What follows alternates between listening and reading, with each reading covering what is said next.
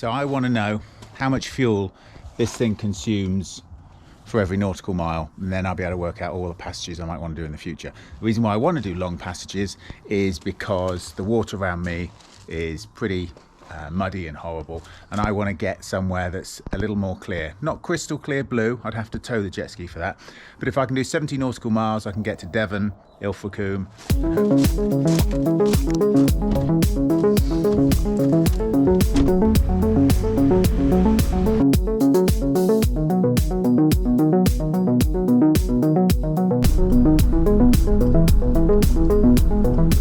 Reset the trip.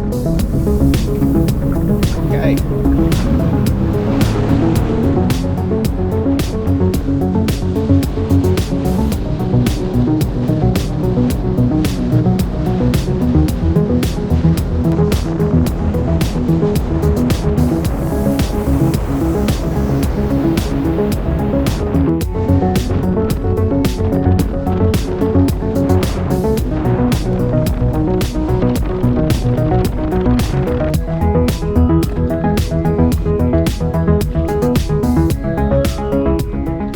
So the fuel test didn't work. It's too choppy, there's too much muck out here. I could barely get 14 knots consistently and it wasn't comfy. So I've got a fuel tank from SeaDoo, but actually putting the fuel in at sea could be interesting, so I want to try that out first.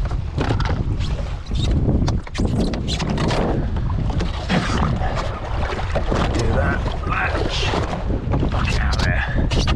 So I've done this once already, but was forgotten to fill. So for your benefit, rubber cap, little catch. Now this is a pain because that's going to go missing, and the neck fill comes out. This cap has to be put to one side. Slip that back over. Now the nightmare bit is this little catch. It's supposed to sort of stop it opening when you don't want it to, but the reality is it just gets in the way. Neck open, and this shouldn't spill when it's tipped until you plunge. Then it's the reverse. Get this off. And there's not much chop today. If it's a bit choppier, this will be really tricky because you've got to hold on to this, invert it, put this yellow cap, if you haven't lost it, back on, put that over the top, screw it up, and that should be it. Getting this back again,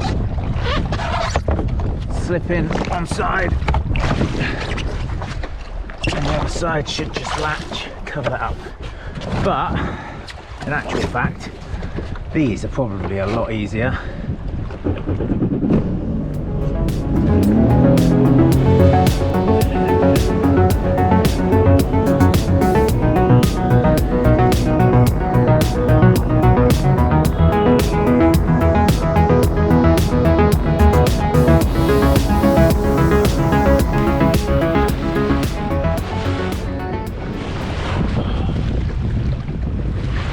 Yes, proper freezing. Made it to Steep Holm. My coffee is not hot. Nitrile gloves under neoprene gloves isn't helping, and SealSkinz socks. I suppose I'm not as cold as I should be. But 5'3" wetsuit, yeah, that works. It's just the hands and feet, they're too cold.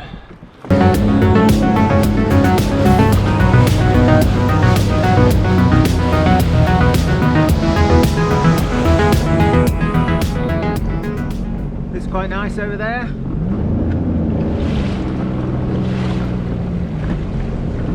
Looks a little bit spooky over there.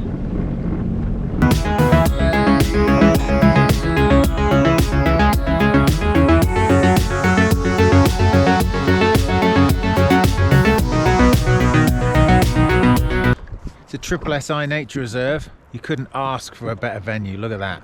No one gets anywhere near it. Even if you got here on a jet ski or a boat, you're not going to be climbing up any of that lot. Not inhabited anymore, owned privately. Not allowed to land here or do anything, and there's not much use really. It's all locked, you can't get to the top.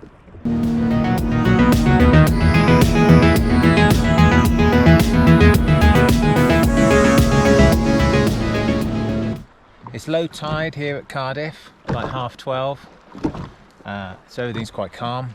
The journey back to Beachley, it'll be low tide again once you get to Newport, 1:30, and low tide 2:30 back at Beachley. So if I take 2 hours about it, I'll be riding the low tide ebb all the way up. It's a bit of an odd thing that it's low tide here and it takes 2 hours to be low tide at Beachley, but it's just so much water that's so elastic, it doesn't all react at the same time. Nitrile gloves underneath the neoprene, I guess it's helped a bit, and the SealSkinz socks, they help, but it's the fingertips and the toes that's agonisingly painful. But I'm going to stay here a bit, warm up, eat my mince pies, and then start my way back.